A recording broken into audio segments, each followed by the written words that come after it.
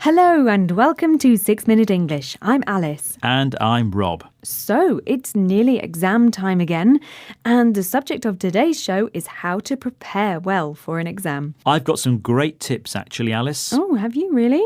Can you remind me what grades you got at school? Yes, something like, was it A, B, C, D? Right, so you didn't get very good grades. I probably should have started revising earlier, but my learning strategies were very good. Oh, really? Well, when you revise for an exam, you study information you learnt before. Okay, Rob, I'd love to hear more about your learning strategies, but first, here's today's quiz question for you. What's the word for a system such as use of special poems or rhymes to help you remember something? Is it A, pneumatics, B, mnemonics, or C, hypnotics? I'll go for B, mnemonics. Well, we'll find out whether you got the answer right or not later on in the show. Now, according to current scientific research, some study methods popular with students aren't actually very effective. Don't tell me putting your textbook under your pillow at night doesn't work. Did you try doing that, Rob? Yes, I did, but without much success. Maybe I was using the wrong kind of pillow? Well, let's talk about more conventional methods than the book under the pillow one. These include summarizing, highlighting, or underlining text to help you remember it. I do love a pack of highlighting pens, though. Oh yes, me too. And actually, highlighting text was one of my top tips. But I used to get so absorbed with the highlighting, I'm not sure I was actually learning anything useful. My notebooks were works of art, though. Yes, and that's the point made by John Dunlosky, professor of psychology at Kent State University in the US, who says that you need to do more than just highlight information. You need to test yourself on it. Let's hear from him now. Students who can basically test themselves or try to retrieve material from their memory are going to learn that material in the long run a lot better. So for instance, maybe you start by reading a textbook using your favorite highlighter and favorite colors, but then you go back and make flashcards of all the critical concepts. And instead of just rereading those, you basically try to test yourselves on them. Professor John Dunlosky there. So he says trying to memorize the material isn't enough. You need to do something with it. For example, making flashcards of critical or important concepts and then testing yourself on them. By repeatedly testing yourself on something, you strengthen the pathways between neurons or nerve cells in the brain. And the more often you do this, the easier it becomes to retrieve information.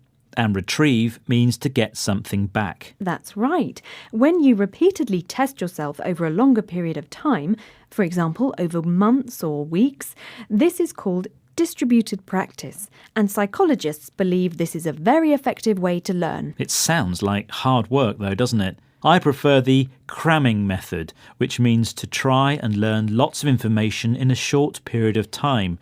For example, the night before the exam. I don't know, Rob. We don't cram to learn other things like music or dancing or football or language learning. It's far more effective to join a conversation class and practice speaking every week than to practice for hours in front of the mirror the night before your oral exam. That's a good point. In fact, I used to sing irregular French verbs to myself every day in the shower for weeks before my French exam. And that helped me remember them more easily. Excellent. Making different types of associations with what you're trying to learn, for example, musical associations, is meant to be effective. Let's listen now to Professor Dunlosky talking about visual associations. I would encourage students as they're reading to try to elaborate mentally, using images as they're reading to kind of develop a more vivid picture of what they're reading. Again, that'll help quite a bit for some kinds of studies, maybe history and so forth, and a little bit less so for more conceptual studies. And if you elaborate on something, it means you add more information. In this case, mental pictures. So, creating mental pictures is useful for some subjects, like history or languages.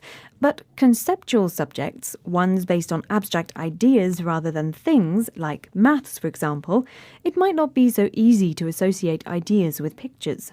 Now, what about Albert Einstein? People say he was a very visual thinker. Well, you've got me there, Rob. I don't know the answer to that, but I can give you the answer to today's quiz question. I asked, what's the word for a system, such as use of special poems or rhymes to help you remember something? Is it A, pneumatics, B, mnemonics, or C, hypnotics? I said mnemonics. And you were right. Great. Well done. Research on mnemonics suggests they are a good strategy for learning certain kinds of things, like how to spell difficult words. For example, the first letters of this sentence. Big elephants cause accidents under small elephants. Spells because.